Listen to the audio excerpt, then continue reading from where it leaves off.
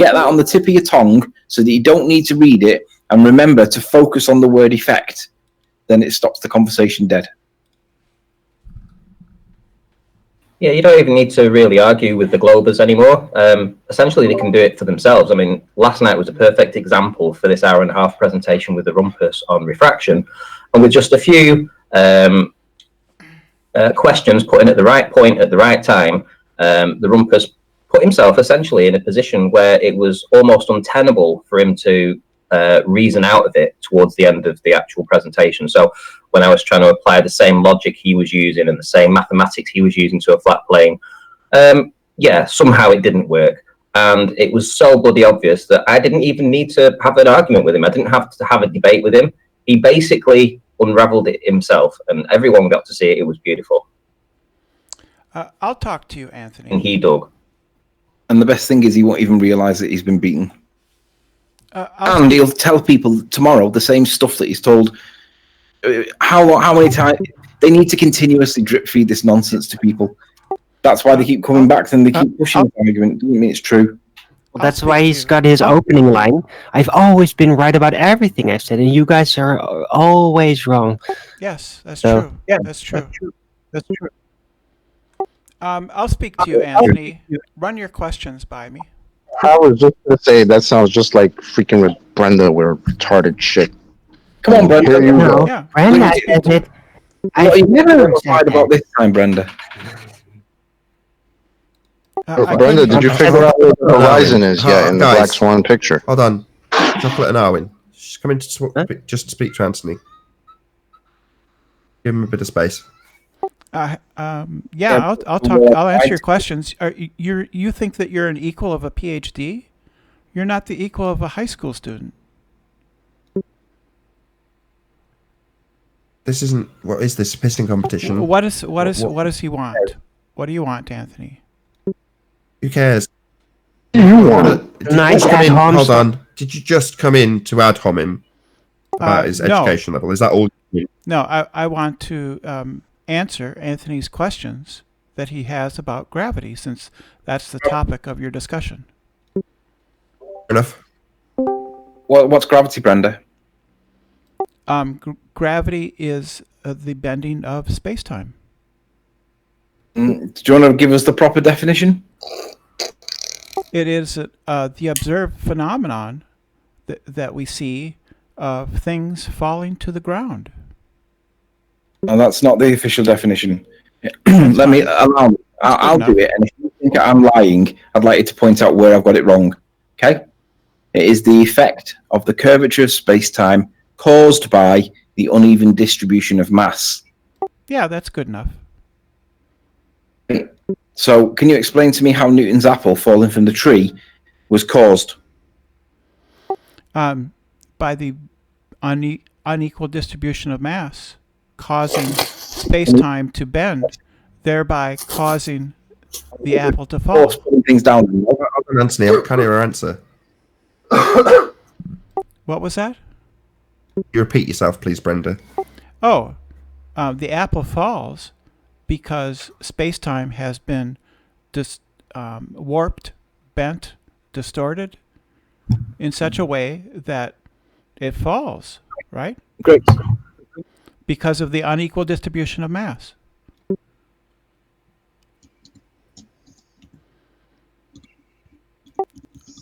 Okay, Anthony? You're quiet. We agreed that it wasn't a force that pulled it down then. Well, you can think of it as a force. Yeah, buddy.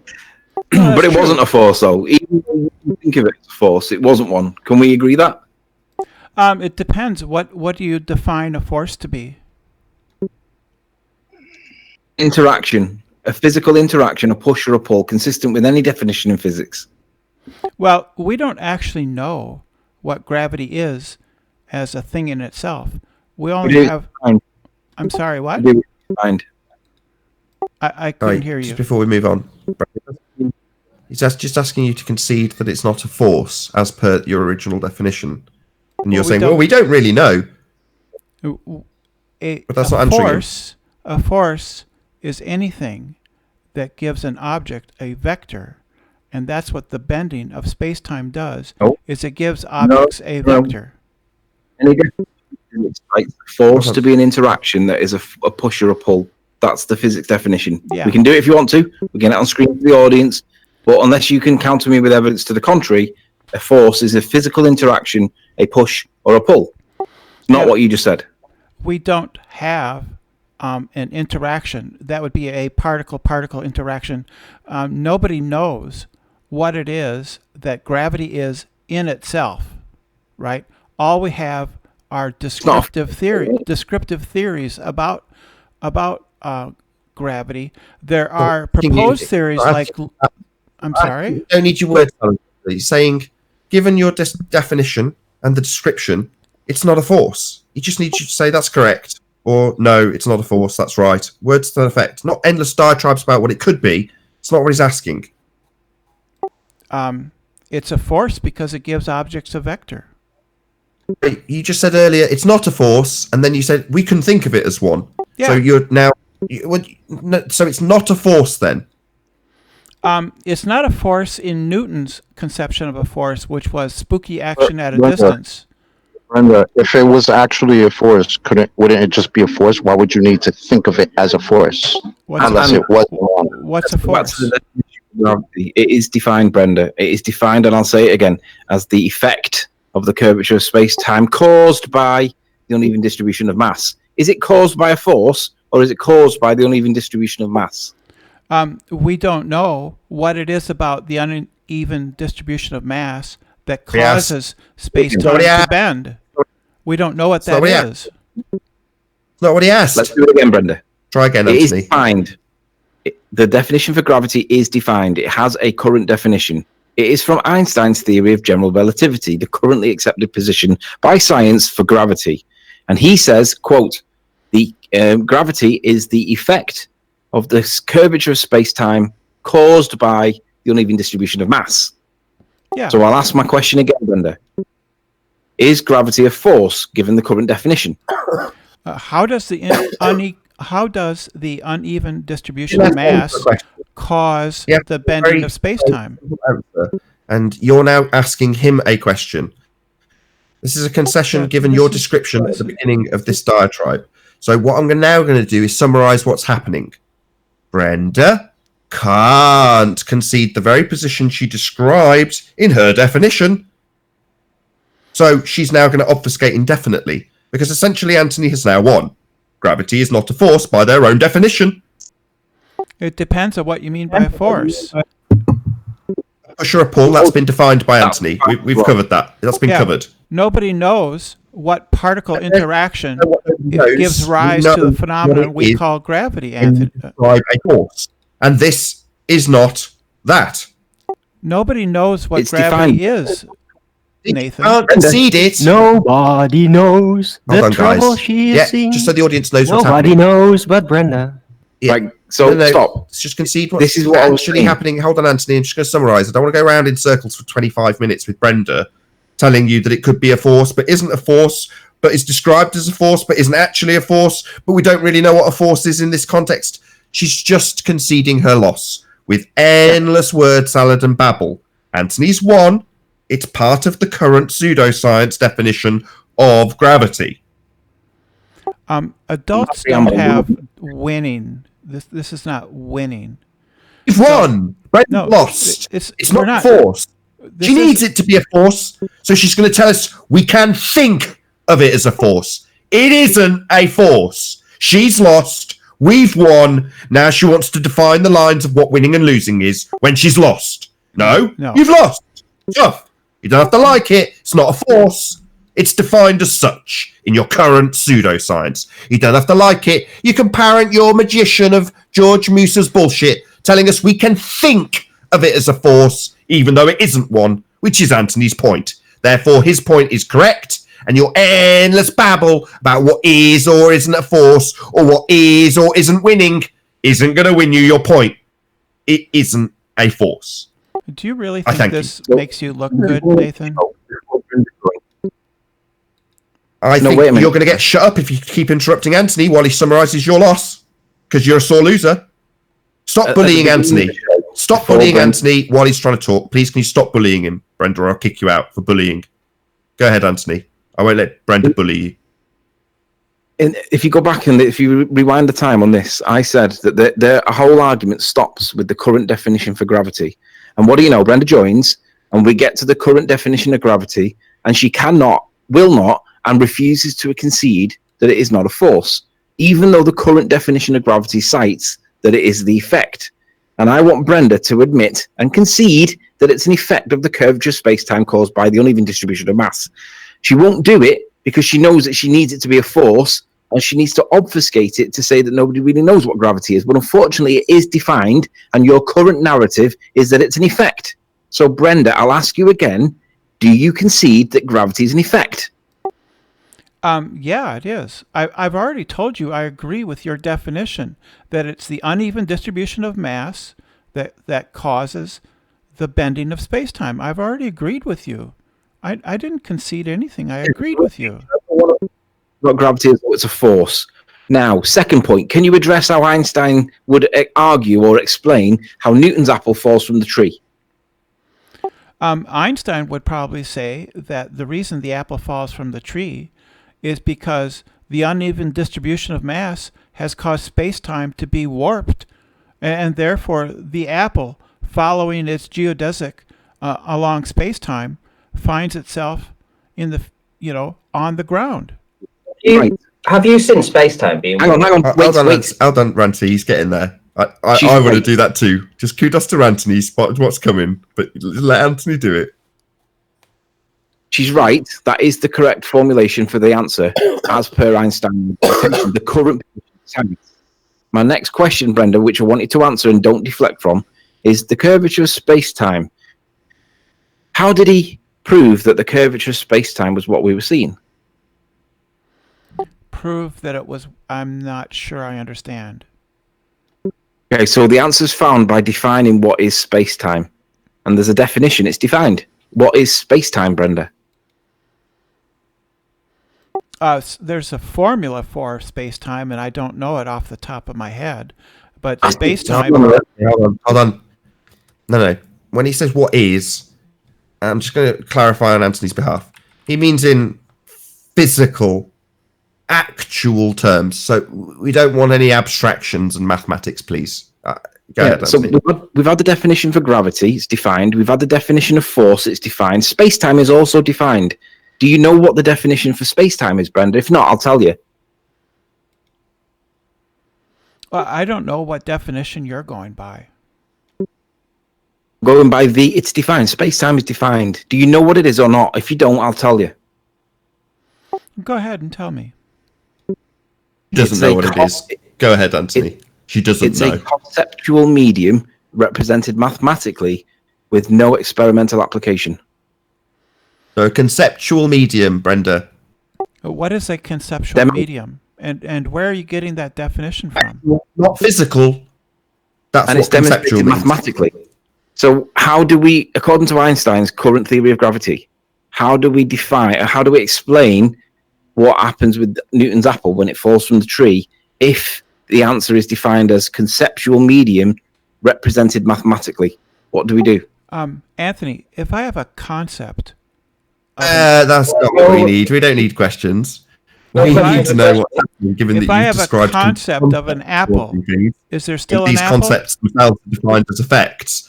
So given that these concepts are defined rigorously, and Anthony's asking you what happens in actuality, we don't need a question. We just need an explanation of what's happening in actuality with this concept.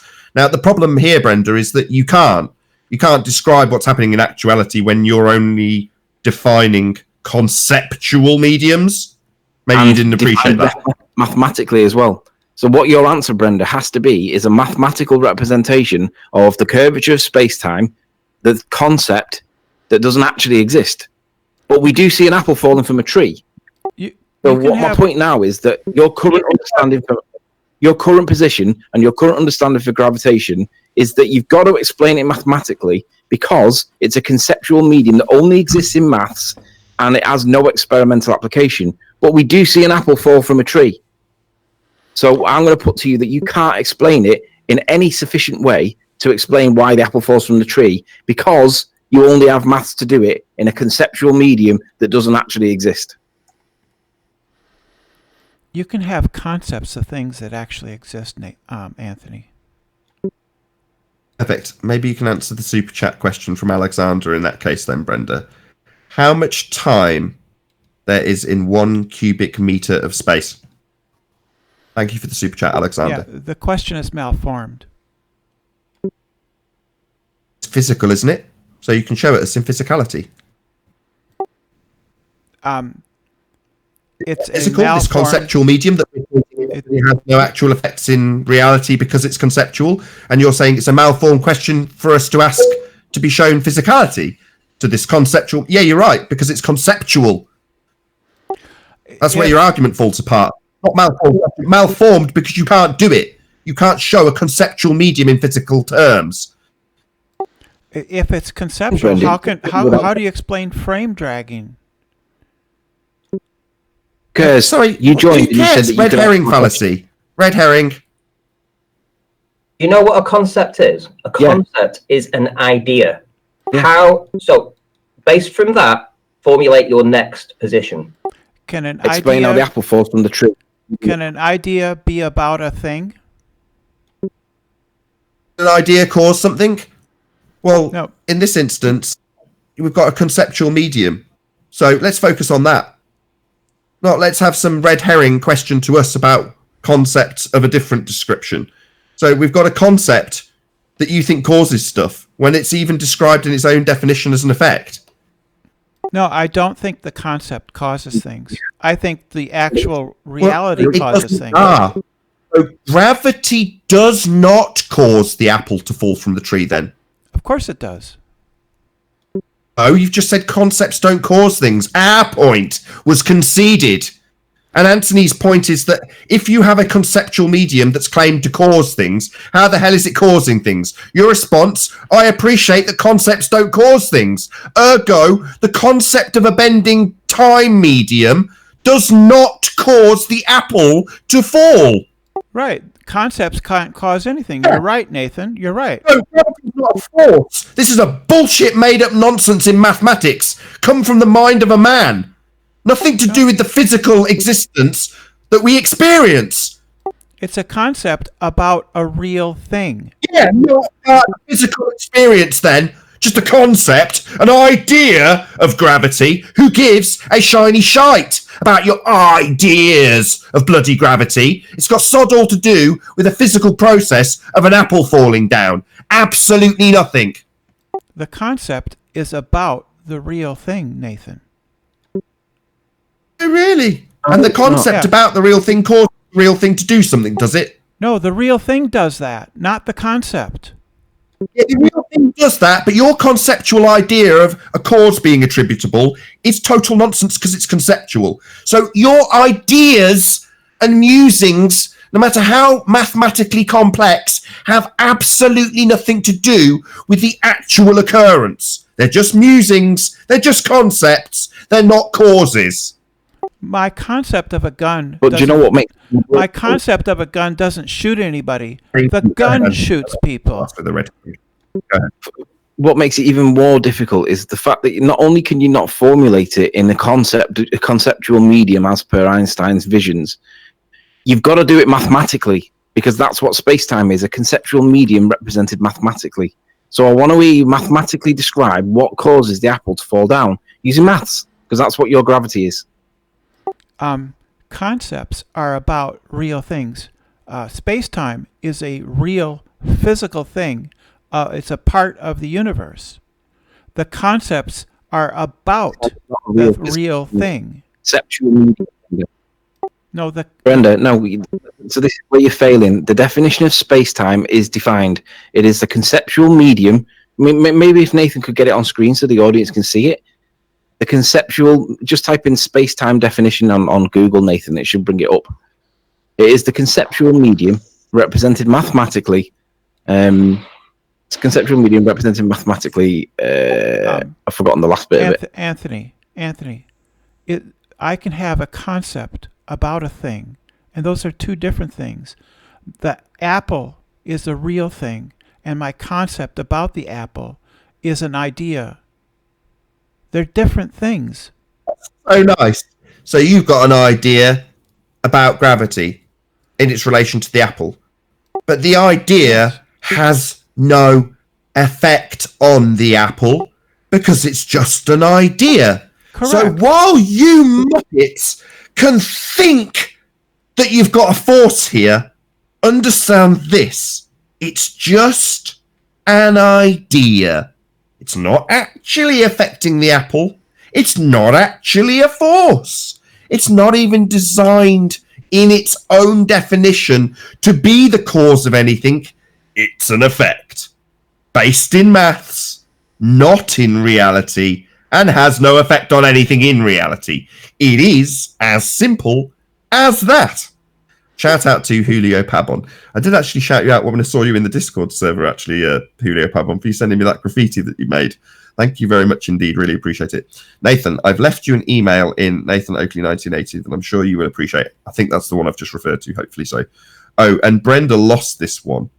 She should shop for a new purse to help her cope with yet another loss. Cheers. Thank you very much for the super chat, Julio Pabon. Really appreciate your support. Nathan, present my screen, please.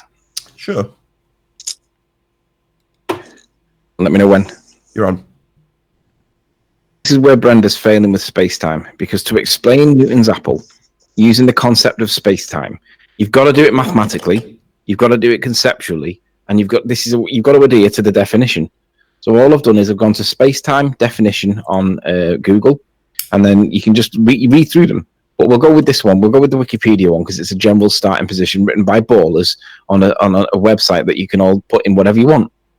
It says in physics, spacetime is any mathematical model. Well, we know what models are, reification fallacies. Mathematical, not real, which fuses the 3 dimensions of space and the 1 dimension of time into a single 4-dimensional manifold.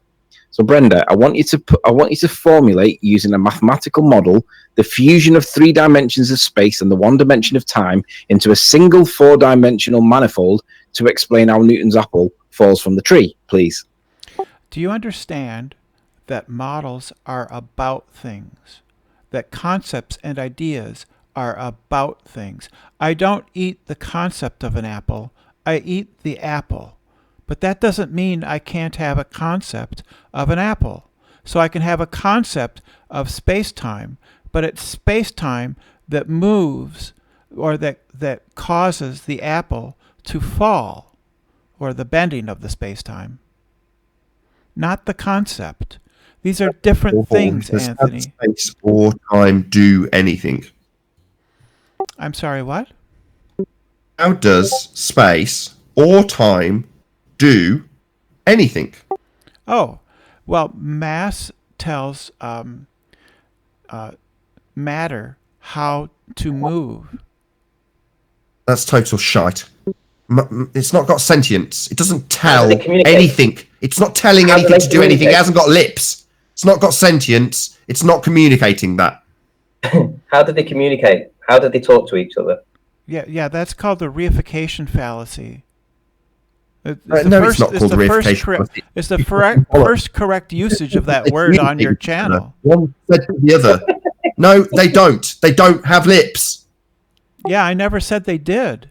You're committing the reification fallacy. No, fucking lie. I heard you. I'm not deaf. You're going to point out how stupid you sound. Yeah. You think? Yeah, you think that it I actually meant that they don't communicate with each other. That's complete horseshit. Yeah, space-time tells matter how to move. It doesn't have lips. What's it do to write a fucking postcard? That's a reification fallacy, Nathan. It's not a reification fallacy. It's your stupid idiocy. That's what it is. They're not having a little dialogue. Hello? Brenda, I'm going to I ask didn't you say again they did. Brenda, listen, I want you to explain how Newton's apple falls from the tree, referencing space-time the way it's defined, to satisfy your belief that gravity was causing it. And you need to do it mathematically. Well, what happens is that space-time will tell mass how to move because it deforms, the geodesics that objects fall or follow, right? So the reason the apple falls, the reason here's the answer. The reason the apple falls from the tree is because the ground is in the apple's future. Is it not because it's more dense than the medium it's in? No, it's because being on the ground is in the apple's future. All things follow space-time geodesics, and the mass of the Earth tells space-time how to bend, and the apple follows that geodesic in a time-like manner. So its future brings it to the ground. That's a really eloquent. So are my feet in the future to my head?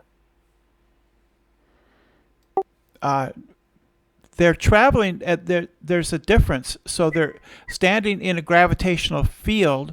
There is mathematically, you probably couldn't measure it, but there's probably a difference in time between your head and your feet. Okay. So I'll give you credit for formulating it as per the definition. You've done a reasonable job, and our credit is given. However, you know what I would like, Anthony, is for you to run by my answer, but run it by your PhD. It's going to be her response. So please don't bully the other guests, Brenda. Thank you. We're just talking. We're just talking, Nathan, like normal people do. These aren't conversations. I was just going to say, credit is given for formulating an Einsteinian explanation for why the apple falls from the tree. Yes. It's complete mumbo jumbo. Nobody understands it or agrees with it, but at least you've had a go at doing it. And it sounded like poetry. It was beautiful, Brent. Well done. Run it by your PhD. You still have an apple falling from the tree. Run it by your PhD. Try again. Please, can you stop bullying the other guests? I don't know why you feel you have this entitlement to bully the other guests. Please stop doing it. Stop it, bully boy. It's not bullying when normal people talk, Nathan. Bully boy. Can you stop it, please, bully boy? The other guest is speaking. Stop bullying the other guest or I'll eject you for bullying. Last warning, stop bullying the other guests, bully boy. Brenda, just give me a minute. I'm giving you credit for giving a reasonable Einsteinian explanation, right? Credit is given. What I want you to do is bollocks, what I was going to say. Show mathematically how. Yeah, I want you to express this mathematically, because what you've done is eloquently described it, and I'll say it was poetry. You haven't done it mathematically, but what I want to ask you is, this is where I was going. What I want to ask you is, why is Occam's razor dismissed in this context? Because it is obvious that the apple is more dense than its medium, yet you want to go down some poetry explanation about how space-time's warping and time dilating and all this stuff, which is lovely. It does sound beautiful when you word it the way you did. But why do you dismiss Occam's razor when we know that the apple is more dense than the medium it's in? And if it was less dense, it would rise like my egg did. Why do you dismiss Occam's razor?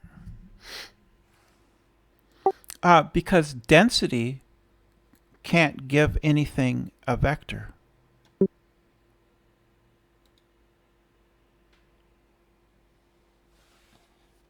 Density can't give anything what? Density can't give things a vector. Density is just mass per unit volume. You're right. Density alone doesn't give a vector. You're right. It's a scalar, and on its own, it doesn't give direction, and it doesn't give magnitude. Thank you. They're next to each other, and you have a disequilibrium between them. We get displacement, and we can manipulate that, and we can prove that the cause is the thing that we manipulate. It's within scientific method as the independent variable. Sorry, Anthony, I'm sorry to interrupt you. I've just got a couple of questions. Did the apple travel through time or air? Which was the medium? Was it a conceptual medium that it traveled through, or was it an actual medium that had a relative density value with respect to the apple? Was it a conceptual medium that it traveled through, or a physical medium? Which one was it? Well, we're all traveling through time right now, right? We can't help but travel through time. Excuse me, bully boy. Yeah, I asked Anthony whether the apple, in his example, traveled through a conceptual conceptual medium known as space-time, or a real medium that has values that he can attribute to it. I'm just asking him which the apple's traveling through, a concept or something actual with values. It fell through an actual medium called Nathan. Oh, right. It didn't fall through a conceptual medium? No. Oh, so why would we want to qualify and ignore the conceptual? Why would we want to qualify the conceptual medium and start doing mathematics on that when it's fallen through an actual medium that has a relative density value, Anthony? Nathan, I don't know why anybody would want to do that. Why would you start worrying about its position in space-time, which is a concept, when it's traveling through a real, legit, genuine, measurable medium? It's almost as if... Not you, Anthony. You had your chance. It's not traveling through a concept, Brenda. It's traveling through an actual medium. So why would we qualify it with a conceptual medium? It's not traveling through that. Density is a concept. That's not what I asked. I asked why you want to qualify this transition from tree to ground as though it's traveling through a conceptual medium that you'll then give us the maths for, and disavow, ignore, eradicate the actual medium that it travels through. The reason this is being asked is Anthony has qualified it with actual physical things that we can measure, and you're saying, no, I've got an idea of a medium that it's traveling through called space-time, and I'm going to talk about what it's in its future in these concepts. And Anthony's saying, no, it's just more dense than the medium it's in.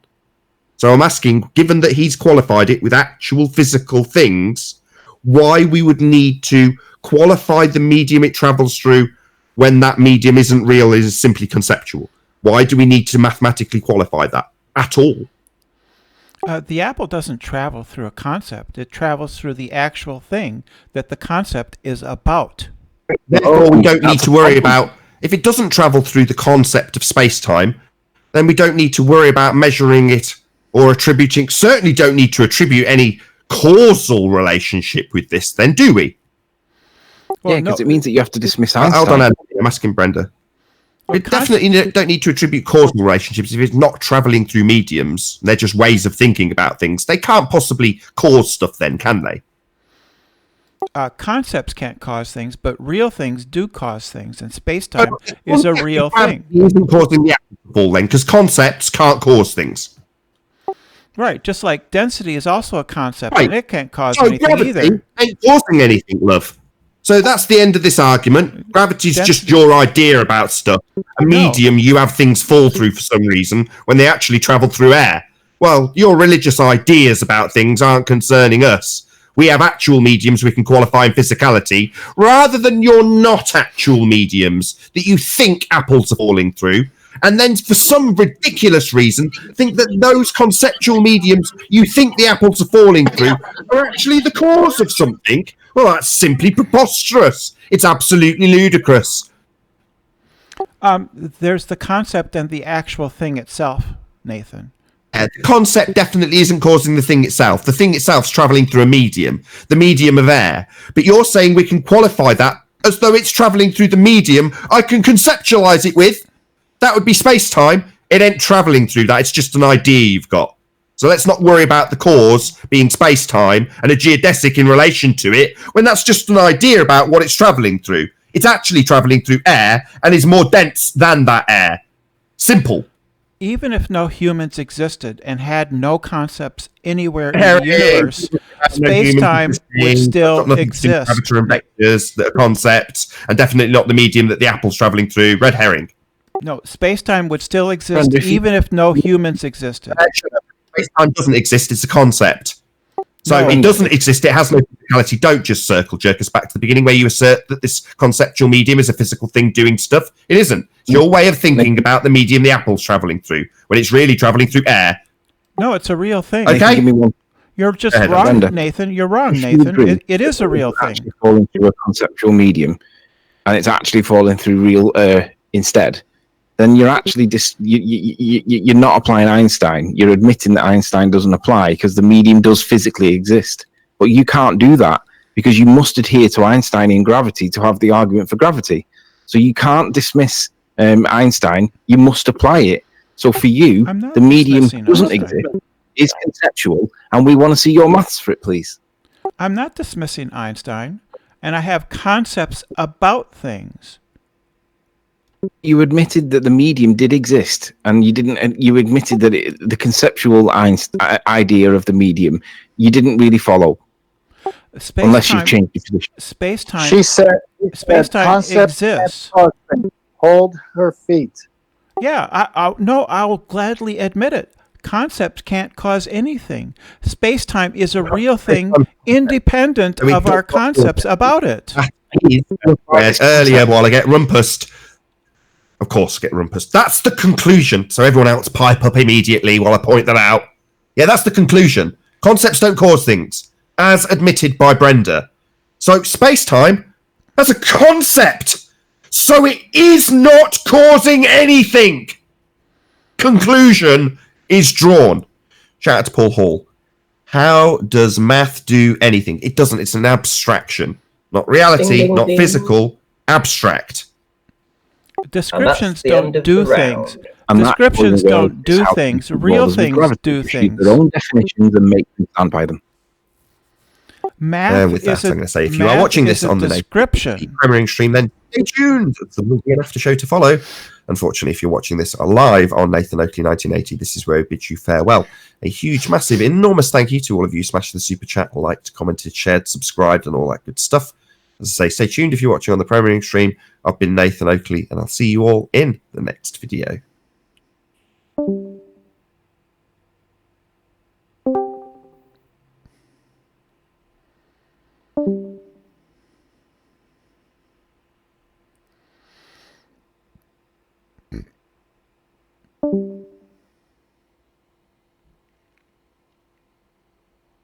Prove anything. That's right. Concepts. Oh yeah, that was great. Concepts don't do anything. That was it. It was even better earlier when she just said, "Well, you can think of it as a force." Oh, Yeah. well then it's not a force. If you have to think of it as a force, then obviously it's not one. Then, right, Brenda? No, it is. It behaves as a force. It acts as a force. Does it act like a force if it's not a force, Brenda? Because it's the bending of space-time. Over. It's over. No more. You said we're done. concepts We're do not done. cause things. Yeah, We're but playing around with zombie now. You said it. do you? Concepts Right, not cause things. right. Brenda, you said it. Concepts. So, I are like you gonna Concepts don't are you- cause things. concepts Yes. not cause things? Concepts Concepts don't don't cause cause things. things. And space-time's a concept. No, it's not a concept. Sorry, space-time's physical. Show me space-time right now. It's all around you. Show it to me. Air's all around me. It's the thing the apple's in. Show me the air. Show me Show me the air. physicality Nathan. Show me the air. to what is defined. Sorry, I'm trying to speak, but of course, Bully Boy's lost. So, Bully Boy, is it time to talk through me while I ask you to show me some physicality to the conceptual medium of space-time? It is real, according to you, so show me space-time. Don't tell me it's all around you because you believe it as an idea. No, that's not showing me in physicality. Anthony can show me some physicality to the medium he puts his egg in, or the medium that the apple is in. That has physicality. It's measurable. Now, your physicality of space-time isn't real. It doesn't have physicality. It's a concept. It's measurable, so yes, it does have physicality. By definition. Definition, a concept, Brenda. No, it's not. You're just in denial and a moron. Show You me. just deny the definitions of your own religion. You lose. Oh well, I don't care that you deny the tenets of your own religion and the definitions of space-time as laid down by the man who derived them from his brain. That would be Einstein. Yeah, I don't care that you now deny the tenets of that horseshit, pseudoscience. Yeah, it is a conceptual medium. Pseudo-Ramonian force space being the geometry. Pseudo, not real. So you don't have to like it, and you can deny it as a complete fucktard liar and bully boy who's going to talk through this demolition of your assertion that space-time's actual and physical when it's not. You're just retarded and wrong. It's not real, not physical, conceptual, love. You don't have to like it. Concepts are about things. I get it. It's lovely. And that makes them physical and real and showable to me. No, they're not. They're concepts, not physical. That's what makes them concepts. If they weren't concepts, they'd be called actualizations. Or reality or physical. They wouldn't be needing a determination that they're conceptual if they were actual. Because then they wouldn't be conceptual. I can think about my car, but it isn't my car. The car's the car. My concept of what the car isn't the car. Because that's an actual physical car that I can show you. My concept of what it is, or how you imagine it now, isn't the car. Those two things are very different. And the way you distinguish them is by actually showing it. So the fact that you can't show me space-time, the pseudo-Ramonian force space that is Einsteinian gravity, doesn't make it real because you say so. It's still conceptual. You are simply wrong. And lying to my audience when you say, no, it is real, because I assert that concepts don't cause things, which they don't, by your own admission. Now changing what space-time is to be physical and real won't work. That's useless. Well, you're going to also declare that you've won every debate here, pathetic individual. Every single one. Show me air, Nathan. Show me air. Give that man a pound. What, so literally, within the next breath of my prediction, you do just that. You've lost. Your end gambit is to declare that a conceptual medium's actually real because you say so. No, it's not. You are wrong and stupid and don't even understand your own religious rhetoric, making you thick. I've just realised the best way to get this home to Brenda. I'm going to do this because it's Brenda. Show me the air. Shut up, Brenda. Don't bully the other guests, bully boy. I'm gonna do this with Brenda because she's probably the best. This will just work for Brenda, right? Now, Brenda is how do you describe yourself, Brenda? Do you say that you're a 60-year-old post-operative transsexual, right? So that means 62. That you began life male and transitioned to female. 62. It's relevant. 62. So you're a 62-year-old post-operative male to female transition. Is that right? Who cares? What's this relevant to? No, I have got an angle. It's on topic. This is Brenda's not. Everybody knows all this stuff about me. That's no big deal. Brenda's not actually female, but we do think of you as female. But you're not actually female, right? Same as Spacetime. I'm actually transgender. Whatever sex you are or not, I don't know which one you are, and I'm not. All I'm saying is, whatever sex that you were born, you don't identify that as anymore. Right. And we treat you as that, whatever it is now. So what I'm saying is, you're not actually the sex that we treat you as, and we think of you as that sex. But you're not actually that, are you? I'm not confused about my sex. What being transgender is about gender, and gender isn't sex; it's performance.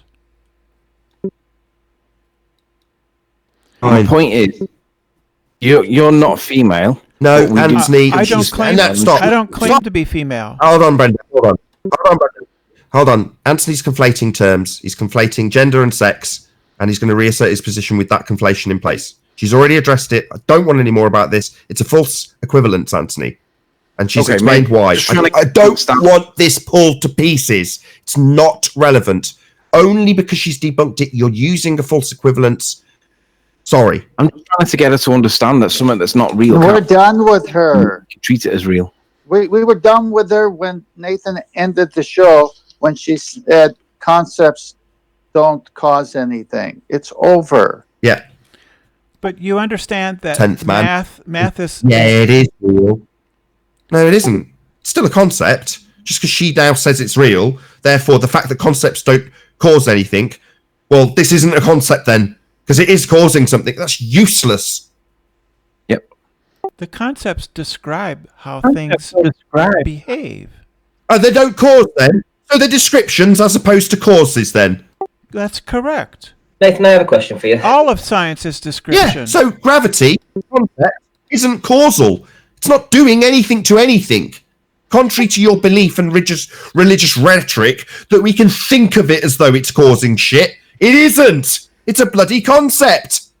I have a question for you, Nathan. You're reifying things again, Nathan. C.S. Lewis C.S. Lewis? Yeah. Yeah. Right.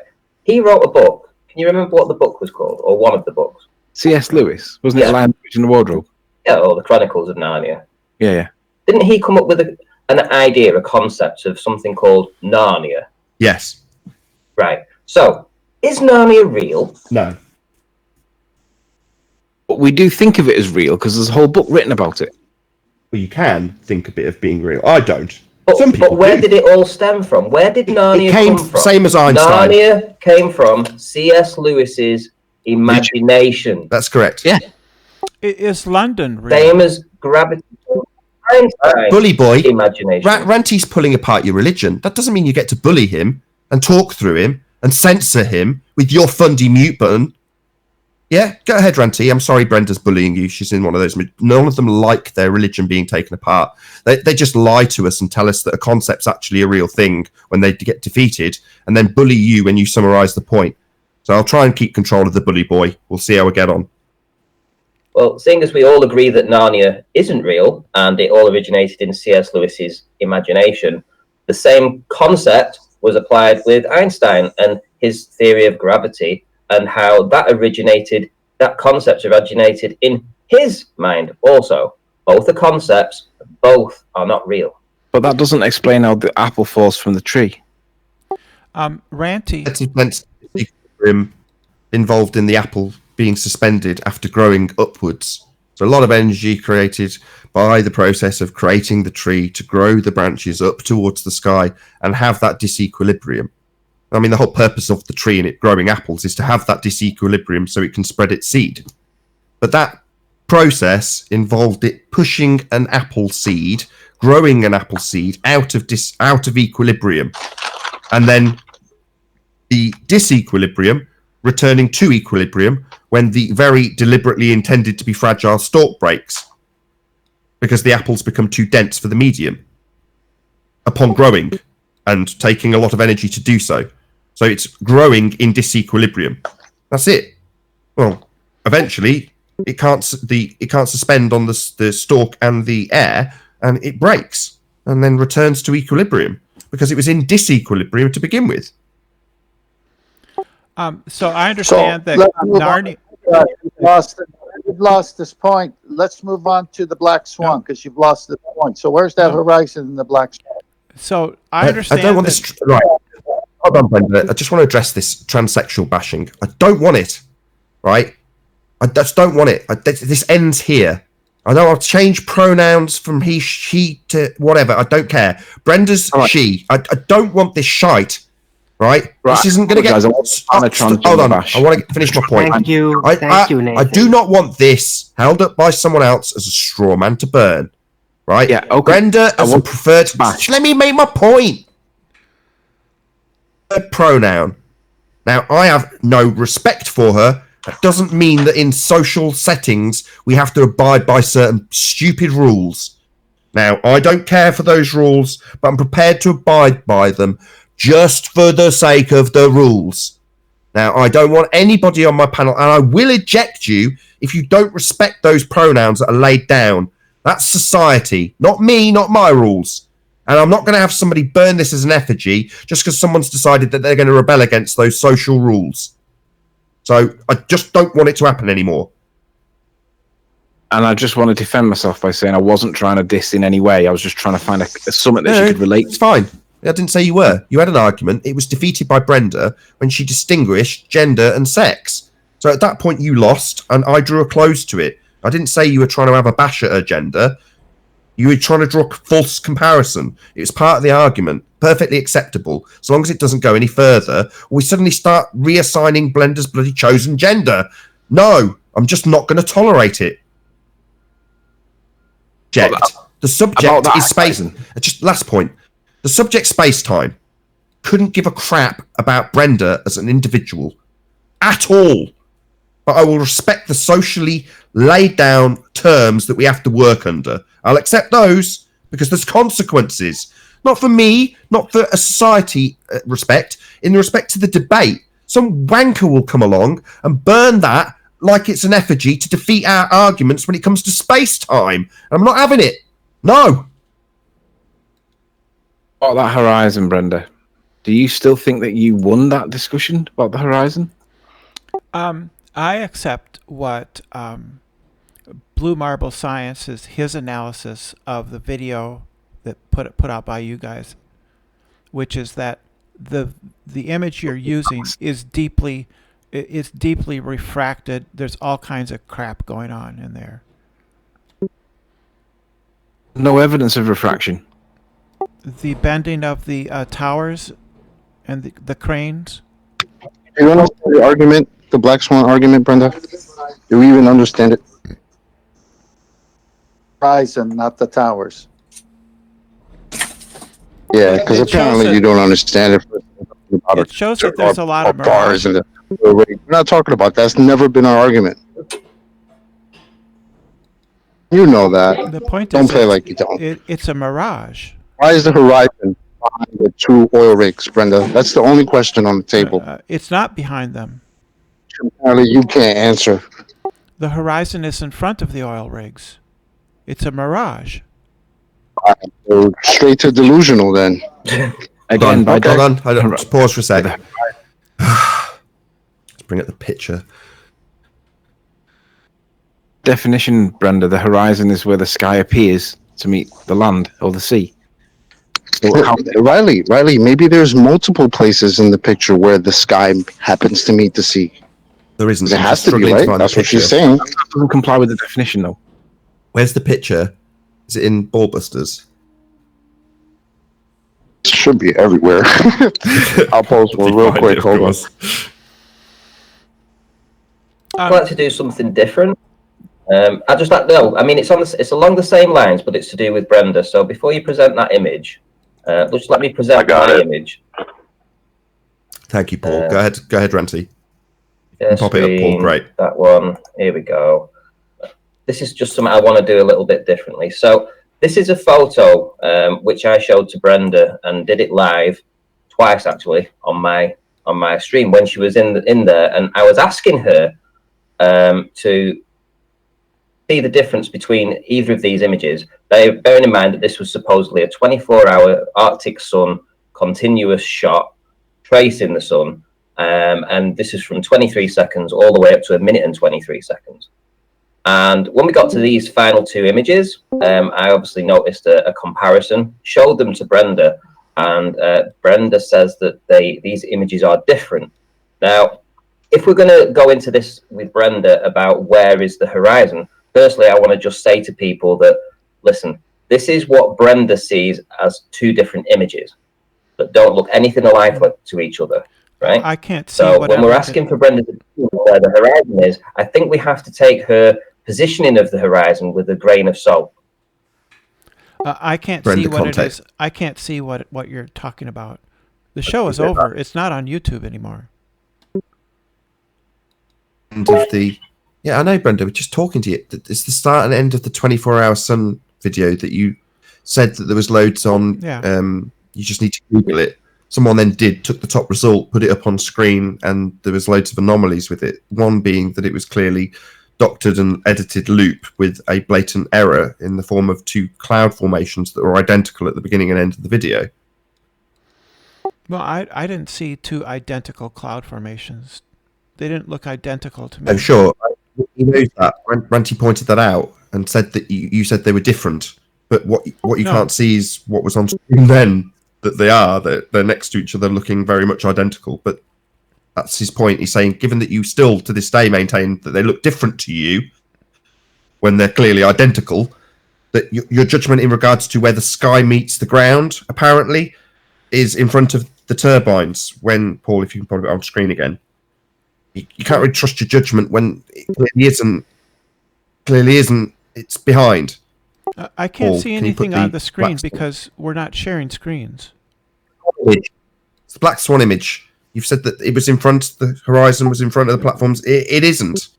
You're clearly blind. And Ranty's point is to say that when you're presented with 2 identical images as a debunking for a claim to be looped footage, your rebuttal was to say they don't look identical when they're clearly identical. And now with the Black Swan, you're saying it looks like the horizon's in front of them when it clearly isn't. So you must be blind.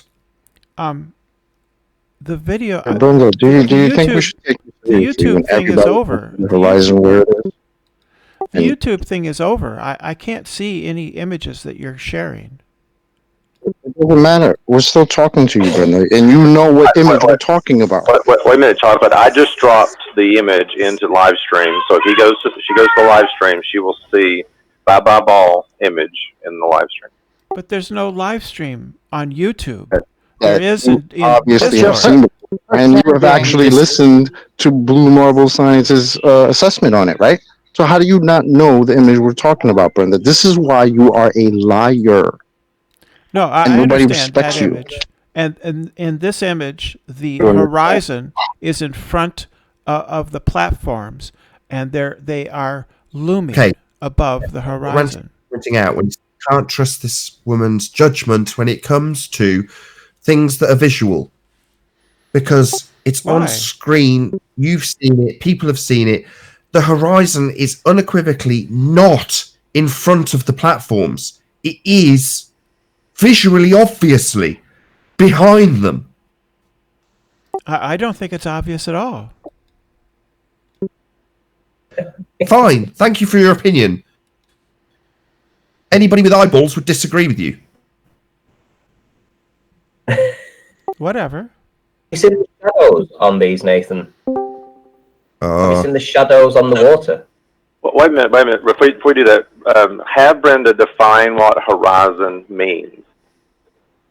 Then have her point it out. She's not defined it. We've defined it. Let her define it. Well, that image is really, really bad. There's a much better image in that same video, in the original video, that clearly shows obstruction due to curvature. We had definitions for gravity. We're now asking you for the definition for horizon. Do you know the definition for horizon? Which kind? There's 3 kinds. There's the astronomical. There's the astronomical horizon. There's the astronomical horizon, the apparent horizon, and the geometric horizon. Astronomical. Okay. No worries. And what do we have? Perfection by following the will. Okay, well, I'm going to ignore that. Yeah. What do we have if we live on a sphere? Well, you'd have the astronomical horizon, which is your view straight out from your eye. It's just a straight line past your eye. The apparent horizon is where the sky appears to meet the surface of the sphere, and the geometric horizon is a physical point that is tangent to the surface and is that connects with your eye. That connects with your eye.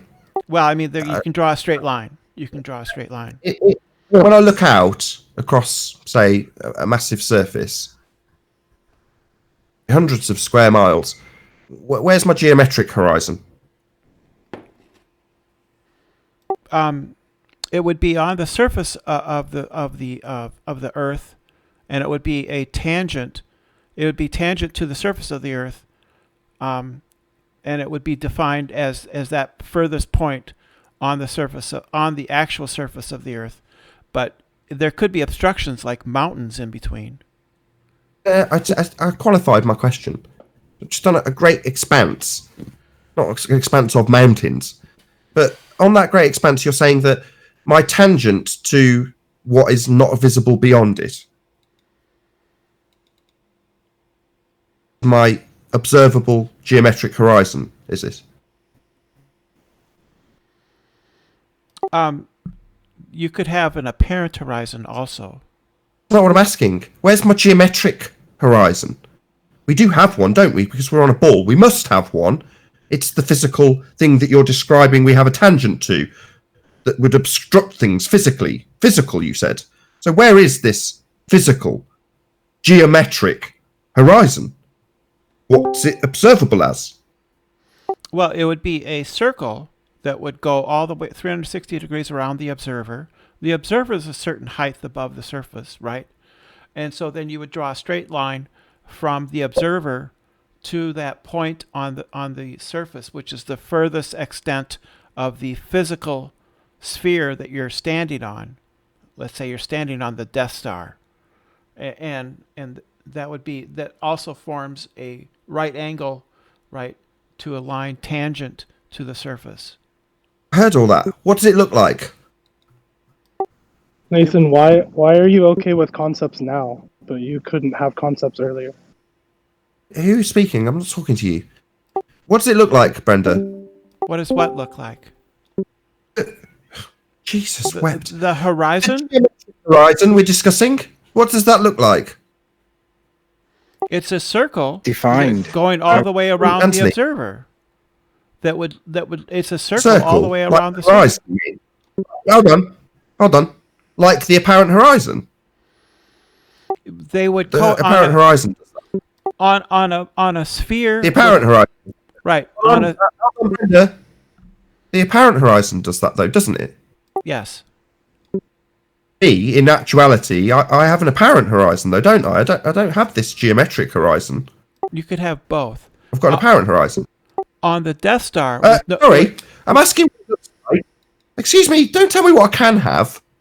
Yeah, I can have both. If I hold up a golf ball in front of my eye, the golf ball's got a geometric horizon, but I might have a not actual apparent horizon also, in my view. Yeah, that's correct. You can have both. And I'm asking you, given that Earth is claimed to be a Death Star sphere, what does its geometric horizon look like? Don't tell me again what the apparent horizon looks like. I want to know what the geometric horizon looks like. Well, what it will look like will depend where you are. Right. Well, we do have one, don't we? We do have one that we can see, a physical geometric horizon of this sphere. We must have one. Yeah, it depends on. So what does it look like? It depends on where you're standing. I'm going to say I'm at a fixed altitude. What does my geometric horizon look like, and where is it? Well, it depends on where you are and how high you are. I'm at a fixed altitude with an expanse around me. I'm on the Nirvana Salt Flats. Then it would look like that's where I am. Okay, then it would look like the Nevada Salt Flats, wouldn't it? If you're out above the ocean, it would look like the ocean. No. What does the geometric horizon look like? Where's that? What's it look like? It looks like it depends on where you are, on where you're standing. I told you where I am. Yeah. It would look like the landscape. Moron. I've told you where I am. I've told you my elevation. Those are the only things you need to know. You've said we've got a geometric horizon. I know what a geometric horizon is. I've given a qualifying example with a golf ball. Now I want to know what, given your presumption Earth is a sphere, what Earth's geometric horizon looks like. It would depend on where you are. I'm on the Nirvana Salt Flats. Then it would look like the Nevada Salt Flats. Would. The geometric horizon, it's an obstruction. If I've got a golf ball in front of me, the top edge of the golf ball blocks anything that's behind it and below it, because it's a physical golf ball edge blocking the view of things behind it. Now, that doesn't alter that I've also got, because I happen to be in a very wide open space at that particular time, I've got a not actual apparent horizon also. Now, that's what I can see when I stand on the salt flats. I can only see an apparent horizon. I'm not seeing any geometric horizon.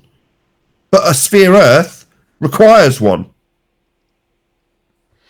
That would depend. The apparent horizon would be altered due to atmospheric effects. No, it's geometric. It's not atmospheric, it's physical. No, Are you stupid? The You apparent don't understand horizon. what geometry is. Are you stupid? The apparent horizon could be different. What apparent, you dumb fuck? Yeah, don't now tell me again what the apparent horizon is doing and what affects it. Yeah, the apparent horizon is affected by weather conditions. Yeah. We're not talking about that. We're talking about geometry. Mathematics of physicality. Nothing to do with weather. Rumpers seem to have this problem too. Don't you fundies now know what geometric means? Yeah, I do. Physical. Yeah, it wouldn't. Right. Given that we have an not actual location for a horizon, an apparent horizon, that we definitely do not have in our visual acuity any geometric horizon. There isn't one. We've got an apparent horizon, not a geometric one. That's not true. It is. I've asked you where the geometric horizon is, and we haven't got one. What's it look like, I say? That's a reification. That's a reification fallacy, Nathan. And what if everything that fucking demolishes you suddenly a reification? Is that your only defense now? Throw out some word salad about a random fallacy you've heard recently. Not everything I demolish you with is a reification fallacy. I do have a not actual location affected by the weather for a horizon. Now, the horizon I experience is unequivocally, definitely not geometric. So where the hell is the geometric one? It's an actual location, Nathan. It's not a not actual location. There is no geometric horizon in this picture now. Got one on screen. Picture of Barrow. Yes, There's no geometric horizon in the picture. There's only a not actual one. There's only the apparent horizon in any picture. What are you talking about? It's the line in front of those. It's the line in front of those platforms. We've only got, as conceded by Rumpus, apparent horizons. That's all we experience. We're not experiencing any geometric horizon. Yeah, we do. We see it all the time. No, we see a not actual horizon. No, you can see it in that same original video. You can see the reification before, but now it seems like she's trying to make something that's apparent seem real. Oh yeah, no, of course. We're not talking about the apparent horizon. We're talking about the geometric horizon. Your claim of a reification fallacy is actually projection, Brenda. Yet your model of a sphere has a geometric horizon, but we don't have that in actuality. The horizon is absolutely, definitely not geometric. It moves with the bloody weather. So we don't have fact. There is no geometric horizon. The geometric horizon doesn't move with the weather. What are you talking about? The horizon we experience does, though. Yeah, that's right, Brenda. That's the apparent horizon. You on the globe have a necessity for a fixed geographic physical horizon. Not one that moves with the weather, like the one we experience. You've got a geometric one. That's the Brenda, you're getting confused Brenda, between the apparent horizon and the geometric horizon. Brenda, has there ever been a picture taken of the geometric horizon? Very different things. We do have an apparent horizon, but that horizon is not geometric.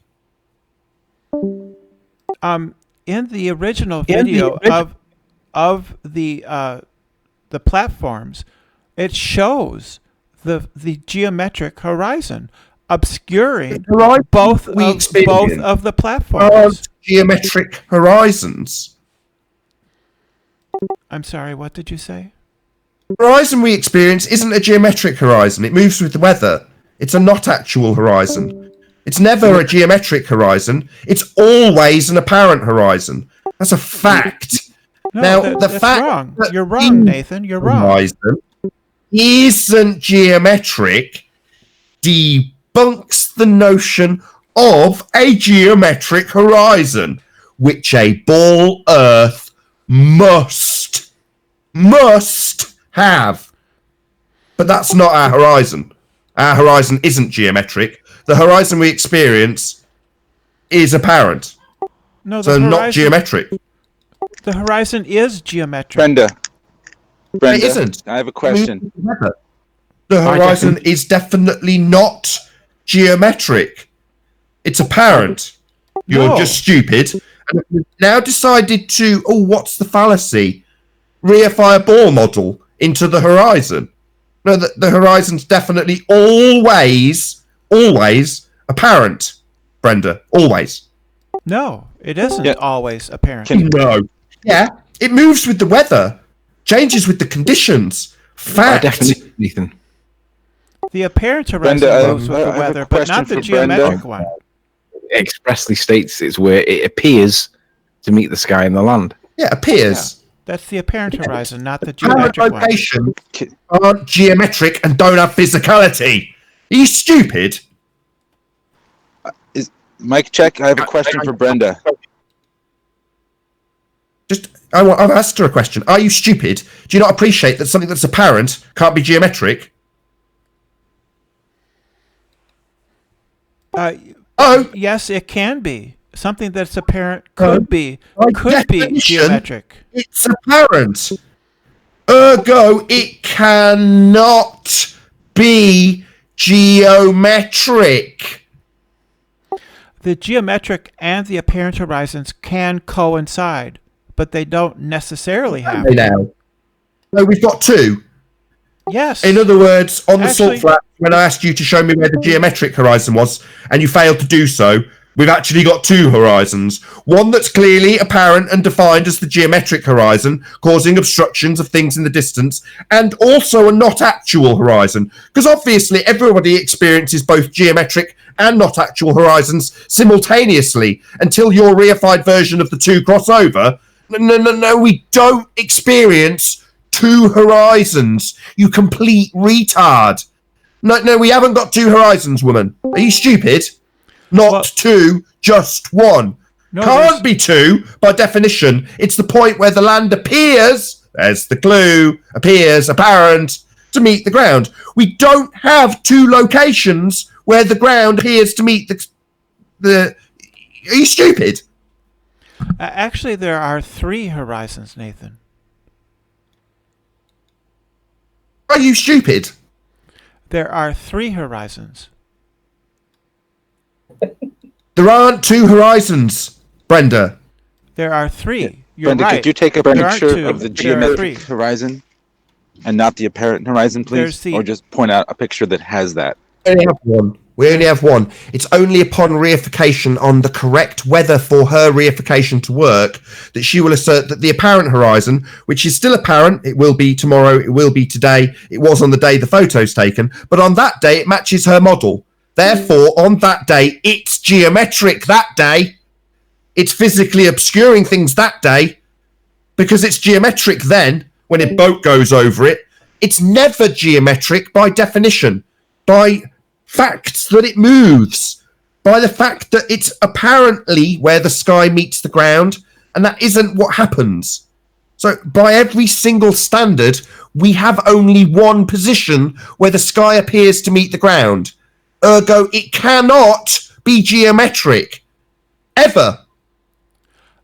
On the sea or on the open ocean, Nathan, the apparent horizon... You don't have a sphere edge for your religion to work, and your religion of ball earth necessitates a geometric horizon, which we haven't got. So this is where the ball dies, Brenda. Your prolonged silences maybe are the penny dropping, or your frantic way of trying to figure out a way of bullshitting your way around this, and claiming a not actual location by definition is actually geometric when you decide it is. It's never geometric. It cannot be. Nathan, the apparent horizon is typically above the geometric horizon over the ocean. Brenda's done. While she's pondering on that, yeah. No, I'll repeat it. While she's thinking about that, I'll repeat it. You guys were talking about gravity earlier, and more than one occasion, maybe Chocolate Saiyan knows, he referred to it all as very magical. So magic is what actually keeps all this gravity together. I had push to talk, and I was mistakenly hitting the wrong key. So the apparent horizon over the ocean is typically above the geometric horizon, Nathan. We only have one horizon. There are not two. Did you not hear a word I said? There aren't two horizons. We have three horizons, Nathan. We have three. The sky appears to meet the ground. No, we don't. Brenda, what's 2 plus 2? Is it 5? We don't have two horizons, moron. You can't have two horizons, moron. We only experience an apparent horizon, moron. It's therefore never geometric, moron. We have three horizons. We don't have three positions where the sky appears to meet the ground. Yeah? That violates the law of non-contradiction, you stupid buffoon. She's doubling down in the reverse different direction. definitions, Nathan. Brenda, the laws of perspective tell us that at some point the sky and the ocean will appear to meet at one location. Correct. That's the apparent horizon. What we experience, an apparent horizon. That's what we have. An apparent horizon. No, there's an apparent horizon and a geometric horizon.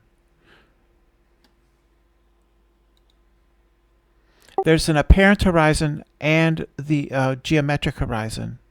The geometric horizon is where the apparent horizon would be if there was no refraction. Mentally retarded.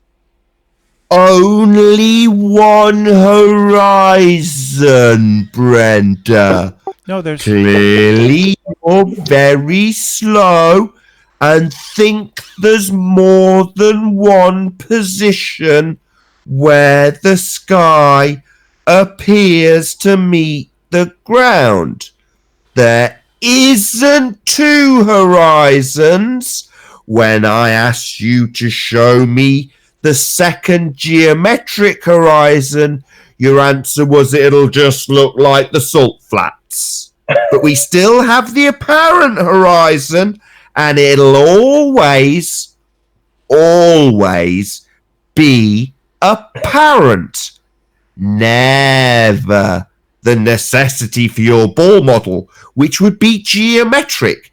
We don't have a geometric horizon. You saying that we've got another one is simply ludicrous because you're stupid. There isn't two horizons, you moron.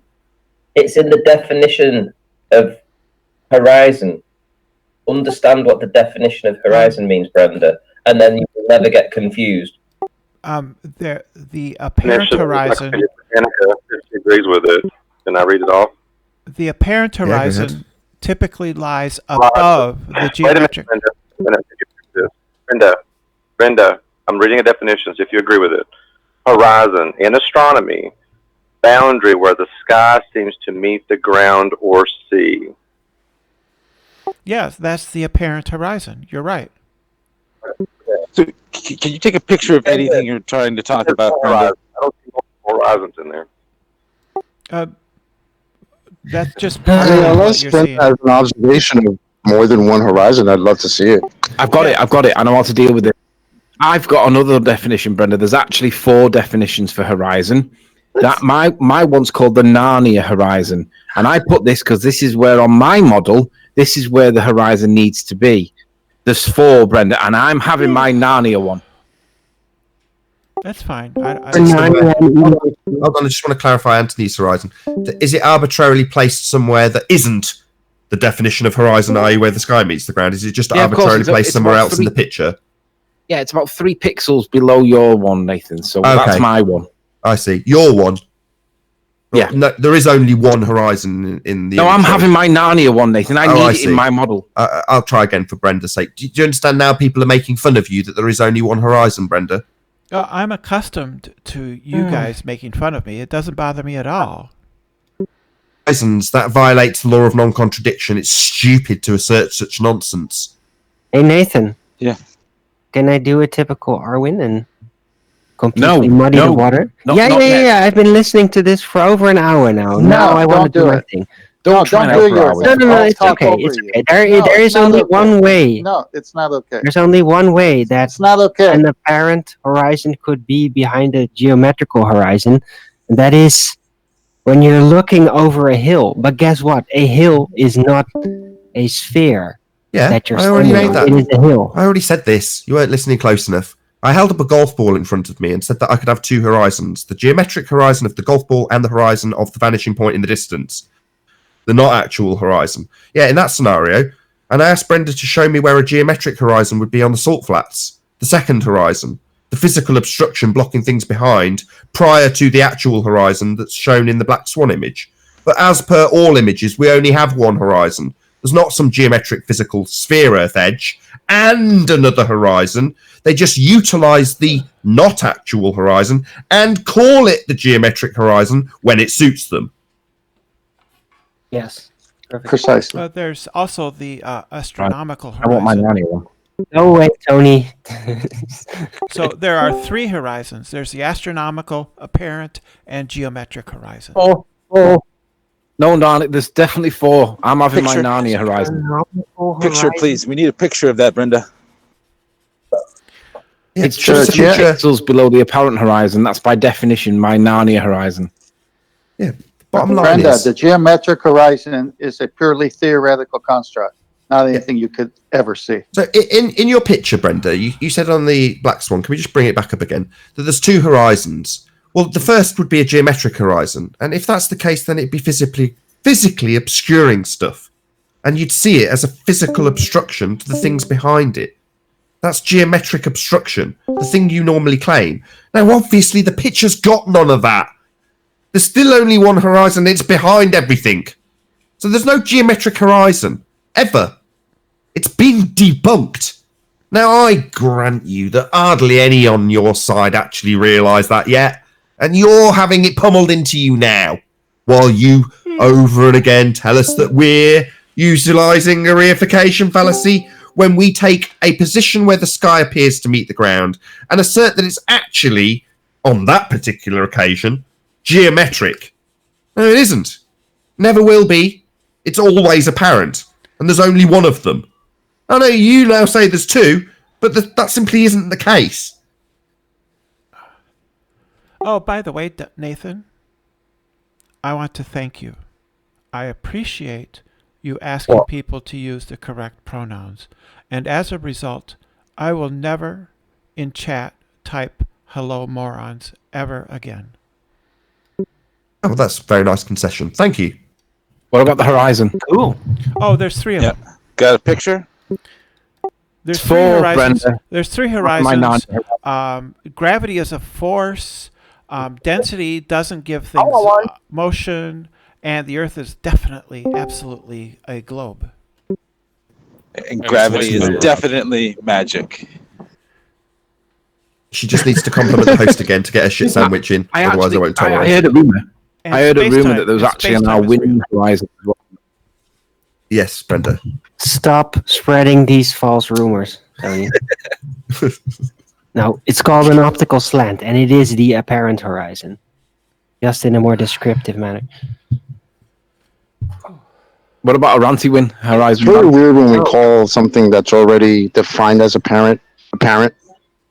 Yeah, it's Weird. all good. No, Apparent, but, right? no, but the apparent emphasizes the appearance of it. What I do is kind of describe the apparent interpretation of like how it is to the observer. That is my approach. I basically go deeper into the apparent geometrics, because they're not real geometrics, of the appearances. Hey, And Arwen, that's what I do with the opticals. you know what that's called? How things appear to a person, you know what that's called? There's a name for that. It's called phenomenology. No, it's not. It's called perspective. Phenomenology. How Okay, well, things- mine is geometrically Phenomenology oriented. is how things Hold on. seem to an observer, to a subject. How things appear, Okay, the subjective, okay. the subjective experience Let me write of, this of down. an agent. Let me get this down. Phenomenology is the philosophical study of the structures of experience and consciousness. Yep. As How a philosophical movement founded in the early of the 20th century by Edmund Husserl, later expanded upon in his circle of followers at the University of Göttingen in Munich in Germany. Yep. There you go. Yeah, it just means your first person subjective Phenomenology is experience. the philosophical study of the structures of experience and consciousness. Yes, yes. Right. I've got a question. Quantum Eraser often quotes Andrew Young and his refraction equations. Andrew Young states that there are apparent horizons, geometric horizons, and astronomical horizons in his calculation. Is there a picture of that? Is there a picture of those horizons? I need a specific picture of what's apparent and what's a I can show you his calculations, but I assume since you guys use Andrew Young as your posits for apparent horizons, that his calculations are true, and therefore you agree with them, which necessitates I can show you a calculation and an astronomical horizon. I can give you a calculation at -5 Adam. Let's get some control. Just 1 second, guys.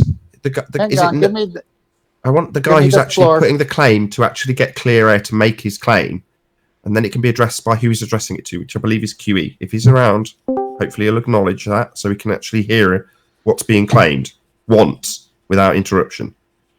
Is it nut something or other? I've lost you now.